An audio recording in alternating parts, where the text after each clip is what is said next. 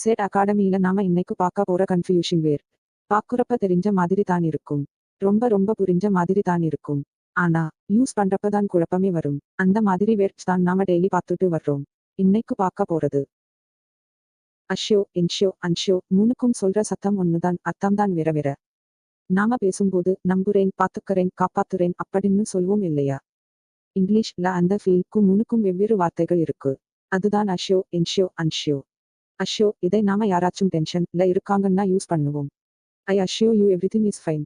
அதாவது நீ நிம்மதியா இரு, எல்லாம் சரியா போகும் அப்படின்னு நம்ப சொல்லுறதுக்கு தான் அஷ்யோ. இன்ஷோ இது ஆக்ஷன், ஏதாவது நடந்தே ஆகணும்னு பார்த்துக்கிறதுக்கு. Ensure the door is locked before leaving. அதாவது வீடு லாக் பண்ணி தான் போனியா. இதே தான் செக் பண்ணி கன்ஃபார்ம் பண்ணுறதுக்கு யூஸ் பண்ணுறது இன்ஷோ. அன்ஷோ இது financial protection. I insured my bike last week.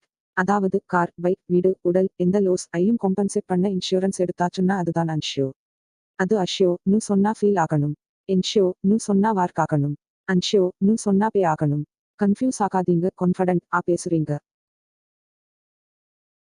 Well known words unknown meaning. இந்த தொடர்ல நாம தொடர்ச்சியா கன்ஃபியூஸ் ஆகுற வேர்ட்ஸ் பார்த்துக்கிட்டு வர்றோம். கண்டினியூவா வீடியோஸ் பார்க்க செட் அகாடமி சேனலை நீங்க ஃபாலோ பண்ணுங்க. வீடியோ பிடிச்சிருந்தா லைக் பண்ணுங்க, பிடிக்கலைன்னா ஃப்ரெண்ட்ஸ்க்கு ஷேர் பண்ணுங்க.